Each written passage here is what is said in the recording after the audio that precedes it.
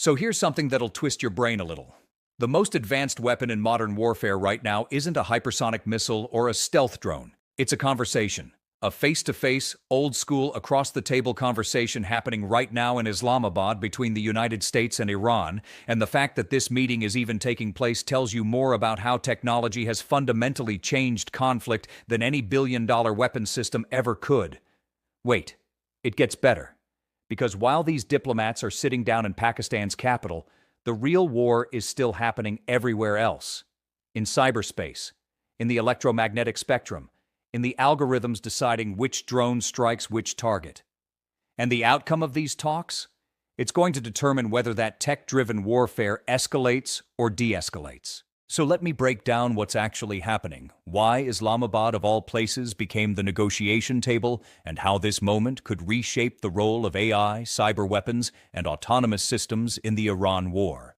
The big news, according to Al Jazeera's live blog from April 12, 2026, is that historic face-to-face talks between the United States and Iran are continuing in Islamabad. This isn't some back-channel Zoom call or a proxy negotiation through European mediators. We're talking direct in-person diplomacy between two nations that have spent years lobbing cyber attacks, drone strikes, and economic warfare at each other.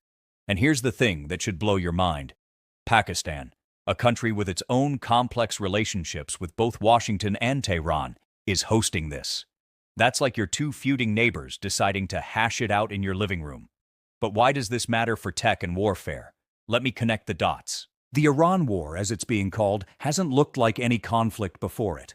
We're not seeing massive tank battles or aircraft dogfights. What we're seeing is a constant, grinding technological war. Iran has become terrifyingly sophisticated with drone swarms, anti-ship missiles guided by AI, and cyber units that have hit everything from U.S. power grids to Saudi oil facilities. On the other side, the U.S. and its allies have deployed electronic warfare systems that can blind Iranian radar, autonomous surveillance drones that never sleep, and offensive cyber tools that can literally reach into Iranian nuclear facilities and break things. So when these two sides sit down in Islamabad, they're not just arguing about borders or nuclear enrichment. They're negotiating the rules of technological warfare. And that's huge. Let me take you inside how the technology in this conflict actually works, because it's not what you see in movies.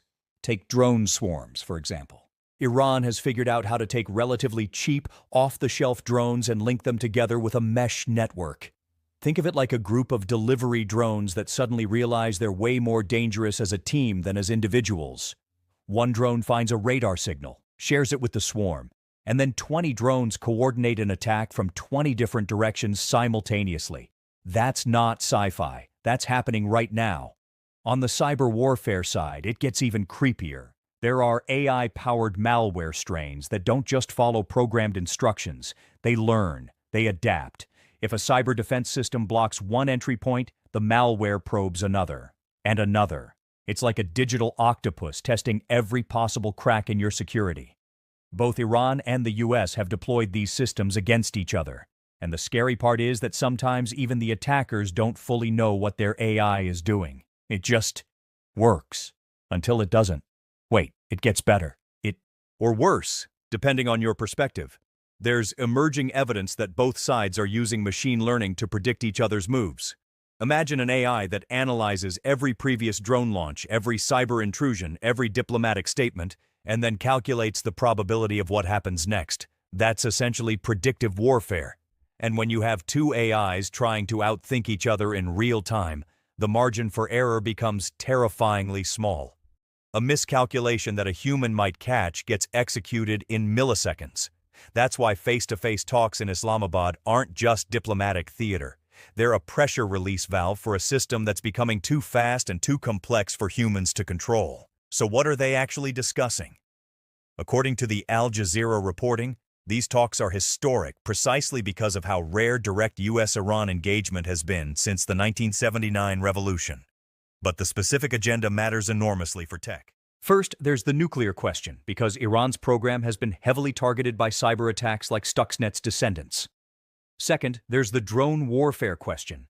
Both sides have been using armed drones in ways that stretch international law to its breaking point. And third, there's the cyber warfare question.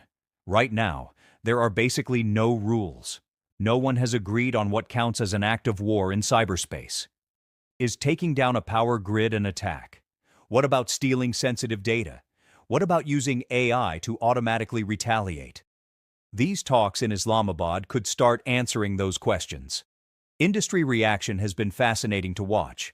And when I say industry, I mean defense contractors, cybersecurity firms, and even big tech companies who suddenly find their products being used in war zones.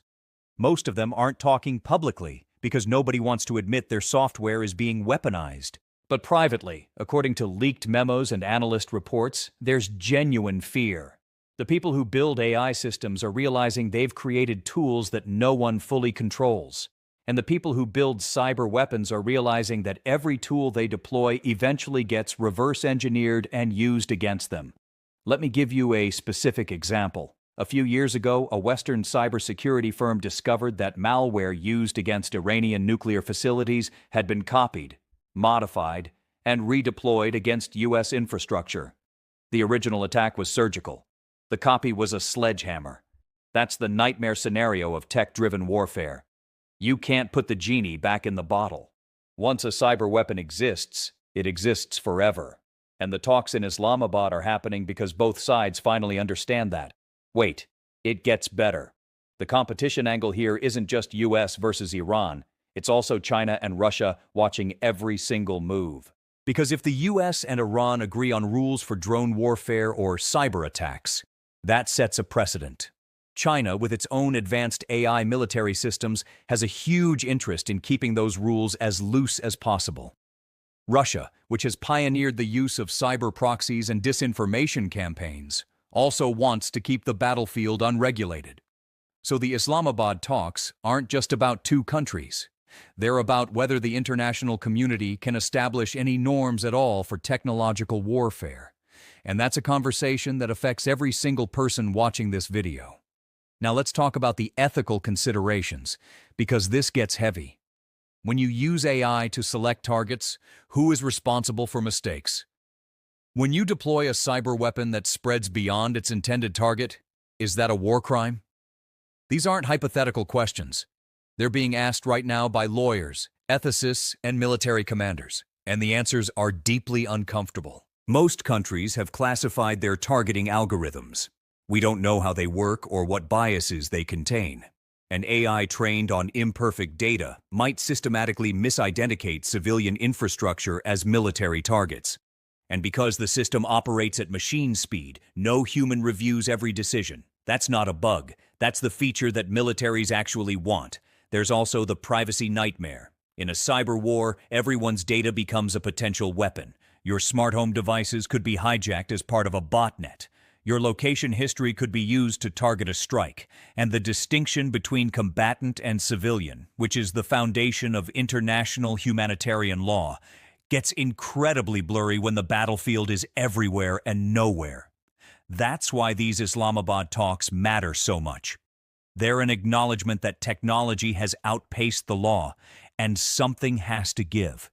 For consumers and everyday people, the impact is already here. You just might not realize it. The same AI that identifies drone targets is being adapted for traffic management and fraud detection. The same encryption that protects military communications protects your banking app. The same drone technology that drops bombs delivers your Amazon packages. War and civilian tech have always influenced each other, but the speed right now is unprecedented. A cyber weapon developed last year becomes a cybersecurity product next year. A military AI becomes a medical diagnostic tool. The line isn't just blurred, it's basically gone. So what's coming next? Based on what we're seeing from Islamabad and from the broader trends, here's my honest prediction. First, if these talks succeed, expect a framework for cyber warfare rules within 12 months. It won't be perfect, and it won't stop everyone, but it will create accountability. Second, expect autonomous weapons to become the next major battleground in international law. The US and Iran might agree that humans must remain in control of kill decisions, but not everyone will sign on. And third, expect the technology itself to keep evolving faster than diplomacy can keep up. That's the real story here. We're building systems that are outrunning our ability to manage them. The so what factor is actually pretty simple. You should care about this because the rules being written in Islamabad right now will affect every aspect of your digital life. If cyber warfare becomes normalized without limits, then no critical infrastructure is safe. Power grids, hospitals, financial systems, all of it becomes targets. But if diplomacy succeeds and establishes real guardrails, then we have a chance to prevent the worst outcomes. This isn't abstract. It's about whether the next war happens with bombs or with bits, and whether anyone can stop it once it starts. Here's the reality check. I'm excited about technology. I think AI, drones, and cyber systems can make the world better. But I'm also honest about the risks. And right now, we're in a dangerous moment. Two technologically sophisticated adversaries are sitting across a table in Islamabad, and the rest of us are watching to see if they choose cooperation or escalation. The technology won't wait for them to decide. It's already moving. If you're as fascinated by the intersection of tech and modern warfare as I am, smash that subscribe button and join the Aydan Flux news community. Drop a comment. What do you think about this? Is face-to-face diplomacy the only way to control AI warfare? Or are we already past the point of no return? Let's debate.